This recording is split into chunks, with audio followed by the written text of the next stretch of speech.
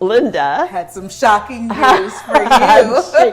Boy, did she have some news for me. And that's when I realized that I'd kind of been holding on to that little bit of like something over here. Yeah. Oh, well, here we go. Right. Both my daughters. And we had the occasion to drive back to Los Angeles from Atlanta. And in her car, she was moving from Atlanta. And we had a long time to talk and process. And I learned some things about myself I will never forget. I said to her, well, you know, it's fine. I mean, if you want to be gay, that's fine. But why do you have to get out and march and do stuff? Like, you know, we don't go march. Yeah. And I am an enlightened person and I'm an enlightened mom, but now I'm just shocked at that kind of thought. Why can't y'all be just like us? Well, we had some moments there where she rightfully so was like, Mom, you really don't get it. So they did teach you something.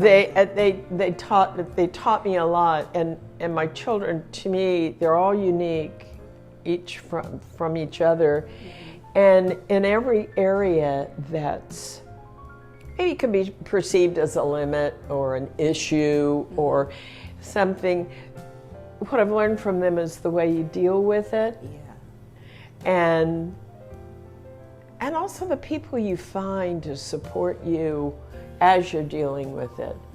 That just has broadened my life a lot, and it's ironic because I didn't really grow up seeing myself particularly as a mother. I just really that wasn't.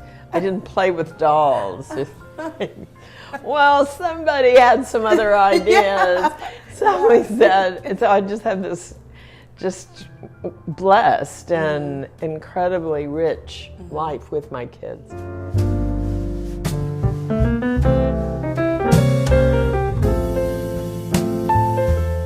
there any lessons that your children have taught you about yourself? One of my daughters is married. The other was married and is divorced. The incredible ongoing lesson of just their lives, and where I really took a lot for granted. I think growing up, I was kind of a middle class, straight white woman who pretty much had no reason to, it's like, why can't everybody just be like me? I don't know, like that. But in their being different from some molds, and seeing how they're both very active spiritually and one politically, and they've brought me into that also. Rather than disdaining and hating homeless people, for example, people who are not housed, what's to hate about somebody who doesn't have a permanent home? Right. Where's the empathy for that? And certainly people who hate anyone of a different sexual orientation or bent is just it's not okay.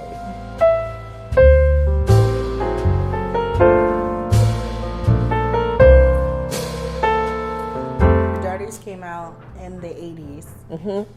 Do you think, or what is your opinion about how things have changed the way people treat the LGBTQ community? Well, I think by being more visible, but just by people being willing to be who they are. I love October and coming out when it's really celebrated, coming out, because that to me is the way to, it's just like when you can see that your neighbor or your child, in my instance, or a friend's child, then it puts a face on it. So I think if we can do anything, it's really to, and I also love the parade. June's a great I walked many years with PFLAG, with parents and friends. When did you get involved with PFLAG? It was early 90s. Okay. And as my daughters were in high school, they graduated high school in 81, there was really nothing said. There were no clubs, there was no awareness. There was really, they were pretty much on their own, and they didn't really know, and I was just like, hey, it's great, Joel, I love who you are. But by the early 90s, it was becoming, because of a lot of political activism and people announcing who they are, I felt that I wanted to get involved with PFLAG because I really wanted to help. I knew how I had embraced my girls, and it broke my heart to see people whose families didn't. Right. Again, who were full of hate because of what? You know, who they love. Right. So I found that was really a good support, and I think still is. I'm just not as active now, but I was on the board of directors, and we had monthly meetings, and then I marched in the parade.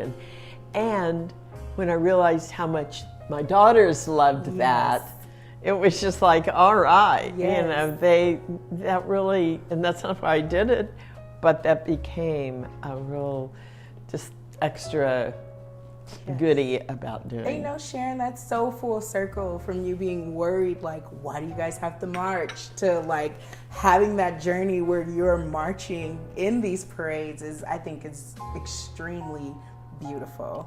And I wouldn't have had that without my daughters. Right. I would have, who knows? Right. So it's sort of like, without my intending to, I've been brought into different communities and just feel the love. Not the kind of judgmental atmosphere I grew up in, which, as I said, troubled me as a child. So I feel very lucky and very blessed.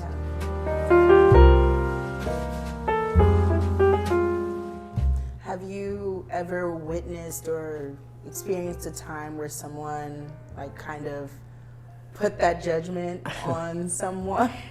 That's interesting when people don't know that I have lesbian daughters. Yeah, actually that happened one time.